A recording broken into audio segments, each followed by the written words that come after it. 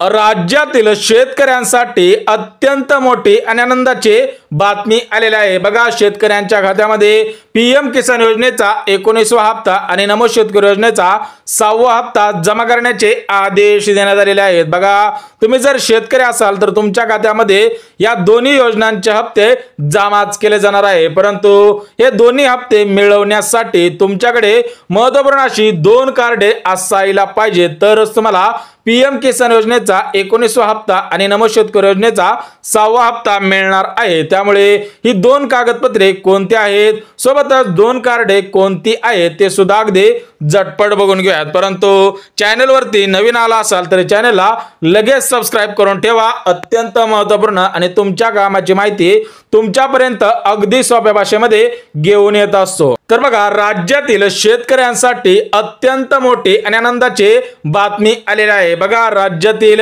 90 लाख शेतकऱ्यांची प्रतीक्षा संपलेली आहे। राज्यामध्ये 90 लाख शेतकरी नमो शेतकरी योजनेसाठी आणि पीएम किसान योजनेसाठी पात्र आहेत। त्या 90 लाख शेतकऱ्यांच्या खात्यामध्ये आजच पैसे जमा करण्याचे आदेश देण्यात आलेले आहेत। परंतु हे पैसे मिळवण्यासाठी तुमच्याकडे 2 कार्डे असायला पाहिजे, सोबतच 4 कागदपत्रे असायला पाहिजे, तरच तुम्हाला या दोन्ही योजनांचे 4000 रुपये तुमच्या खात्यामध्ये जमाच केले जाणार आहे। परंतु पीएम किसान योजनेचा 19वा हप्ता मिळवण्यासाठी आणि नमो शेतकरी योजनेचा 6वा हप्ता मिळवण्यासाठी तुमच्याकडे महत्त्वपूर्ण अशी 2 कार्डे असायला पाहिजेत। बघा, या ठिकाणी काय सांगितलेलं आहे की हे दोन्ही हप्ते मिळवण्यासाठी या 2 कार्डची आवश्यकता लागणार आहे। त्यामुळे तुम्ही सुद्धा हे 2 कार्ड लवकरात लवकर काढायचे आहे, तरच तुमच्या खात्यामध्ये नमो शेतकरी योजनेचा 6वा हप्ता आणि पीएम किसान योजनेचा 19वा हप्ता म्हणजे 4000 रुपये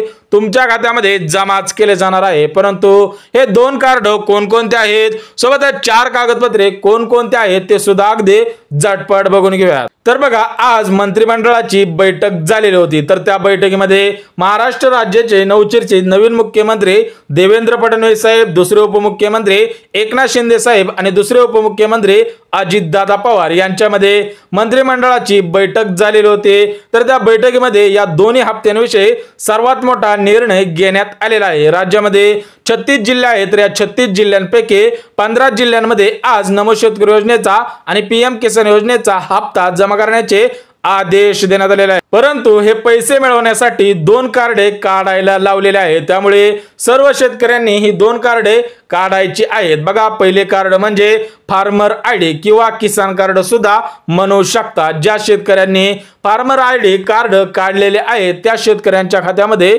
नमो शेतकरी योजनेचा 6वा हप्ता आणि पीएम किसान योजनेचा 19वा हप्ता म्हणजे 4000 रुपये जमाच केले जाणार आहे। त्यामुळे पहिले कार्ड आहे म्हणजे फार्मर आयडी कार्ड काढायचं आहे। दुसरं कार्ड म्हणजे किसान क्रेडिट कार्ड। तर बघा, सर्व शेतकऱ्यांना माहिती आहे की फार्मर आयडी आणि किसान क्रेडिट कार्ड का गरजेचं आहे, कारण या कार्डच्या आधारावरती तुमच्या खात्यामध्ये हे दोन्ही हप्ते जमाच केले जाणार आहे। बघा, भरपूर दिवसांपासून शेतकऱ्यांना चिंता लागलेली होती की नमो शेतकरी योजनेचा 6वा हप्ता आणि पीएम किसान योजनेचा 19वा हप्ता कधीपासून जमा केला जाणार आहे। त्याविषयी मंत्रिमंडळाची आज बैठक झालेली होती आणि या बैठकीमध्ये आनंदाचे निर्णय घेण्यात आलेले आहे। बघा, शेतकऱ्यांकडून या 2 कार्डांची आणि 4 कागदपत्रांची मागणी केलेली आहे। जे शेतकरी हे 2 कार्ड शासनाला देऊन टाकतील आणि 4 कागदपत्रे सादर करतील त्या शेतकऱ्यांच्या खात्यामध्ये हे दोन्ही हप्ते जमाच केले जाणार आहे। त्यामुळे ही 2 कार्डे सांगितलेली आहेत। याच्यामध्ये पहिलं कार्ड म्हणजे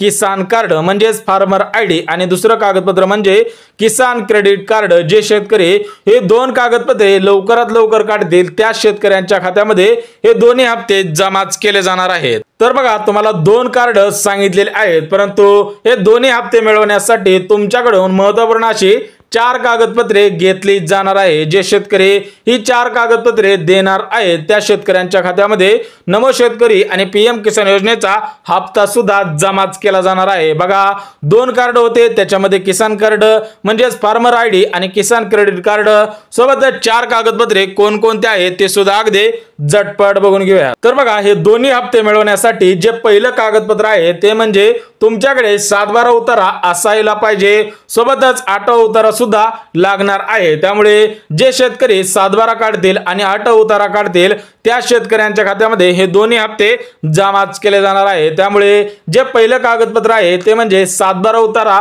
आणि 8 उतारा, सोबतच दुसरं कागदपत्र सुद्धा अत्यंत महत्त्वपूर्ण आहे ते म्हणजे आधार कार्ड। परंतु ते आधार कार्ड आपल्या बँक खात्याशी लिंक असावे, कारण हे पैसे डीबीटीच्या माध्यमातून तुमच्या खात्यामध्ये जमाच केले जाणार आहे। शेतकऱ्यांना माहिती आहे की एका दिवसाला 35 लाख शेतकऱ्यांची डीबीटी ऍक्टिव्ह होत असते आणि हे पैसे आधार कार्डच्या आधारावरती आपल्या बँक खात्यामध्ये येत असतात। त्यामुळे आपले आधार कार्ड बँक खात्याशी लिंक करायचं आहे। सोबतच शेतकऱ्यांकडून ज्या तिसऱ्या कागदपत्राची मागणी करण्यात आलेली आहे ते म्हणजे बँक पासबुक। बघा, अशा शेतकऱ्यांचे बँक खाते मोबाईल नंबरशी लिंक आहे आणि मोबाईल नंबरशी असून आधार कार्ड सोबत सुद्धा लिंक आहे, त्या शेतकऱ्यांच्या खात्यामध्ये हे दोन्ही हप्ते जमाच केले जाणार आहे। म्हणजेच शेतकऱ्यांकडून जी 4 कागदपत्रे घेतली जाणार आहे त्याच्यामध्ये जे पहिलं कागदपत्र आहे ते म्हणजे तुमचं आधार कार्ड, दुसरं कागदपत्र म्हणजे 7/12 उतारा, 8 उतारा आणि तिसरं कागदपत्र म्हणजे तुमच्या बँक खात्याशी मोबाईल नंबर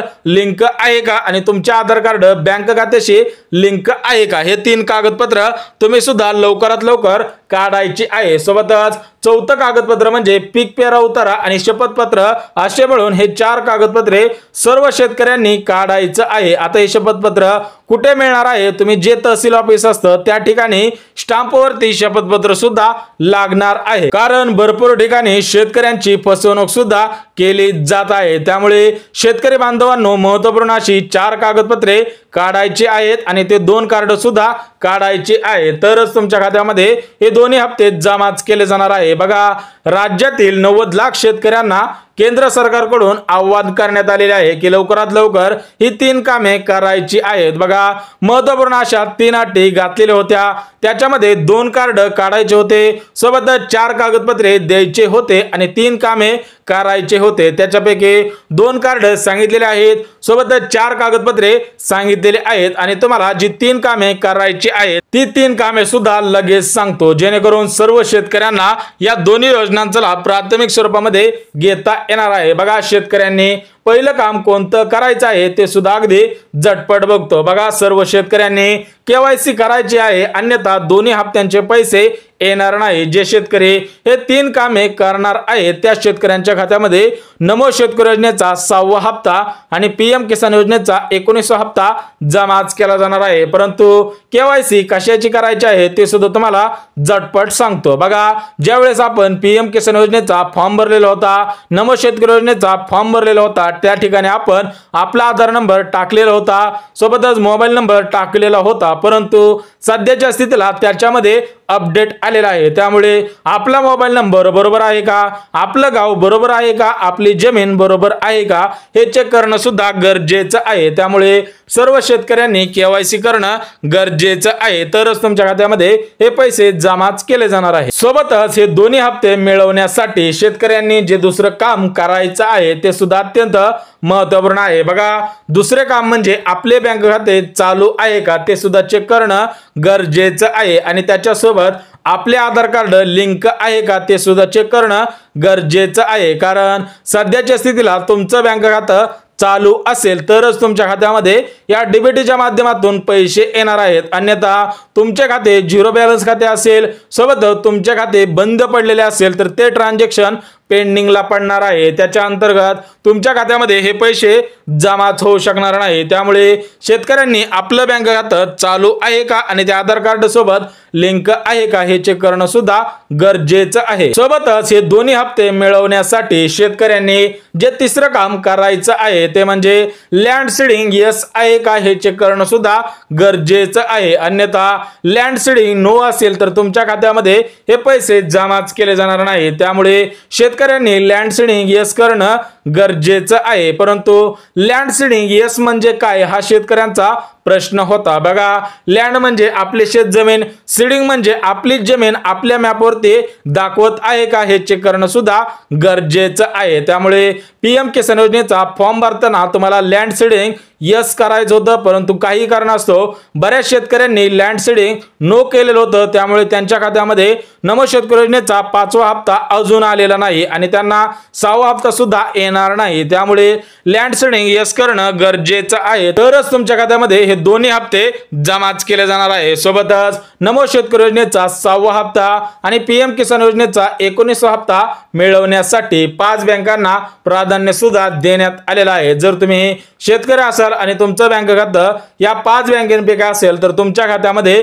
100% पैसे जमाच केले जाणार आहे। बघा, शेतकऱ्यांसाठी नमो शेतकरी योजना आणि पीएम किसान योजना या दोन्ही योजनांच्या हप्त्यांची रक्कम वितरण करण्याबाबत GR सुद्धा आलेला आहे। तर बघा, महत्त्वपूर्ण अशा 5 बँकांना प्राधान्य देण्यात आलेलं आहे, त्यामुळे जर तुम्ही शेतकरी असाल तर तुमचं बँक खातं या 5 बँकांपैकी कोणत्या तरी एका बँकेमध्ये असायला पाहिजे। बघा, पहिली बँक आहे state bank of India, government मान्यता असलेली सर्वात मोठी बँक आहे, त्याच्यामुळे तुमचं बँक खातं स्टेट बँक ऑफ इंडिया म्हणजेच भारतीय स्टेट बँक या बँकेमध्ये असायला पाहिजे। सोबतच दुसरी बँक आहे इंडियन पोस्ट पेमेंट बँक। बघा, गव्हर्नमेंट मान्यता असलेली सर्वात मोठी बँक आहे, या बँकेमध्ये तुमचं बँक खातं असेल तर तुमच्या खात्यामध्ये हे पैसे जमाच केले जाणार आहे। सोबतच तिसरी बँक आहे महाराष्ट्र ग्रामीण बँक। बघा, ग्रामीण क्षेत्रामधील सर्वात मोठी बँक म्हणजे महाराष्ट्र ग्रामीण बँक, या बँकेमध्ये तुमचं खातं असेल तर तुमच्या खात्यामध्ये 100% पैसे जमा केले जातील। आणि चौथी बँक आहे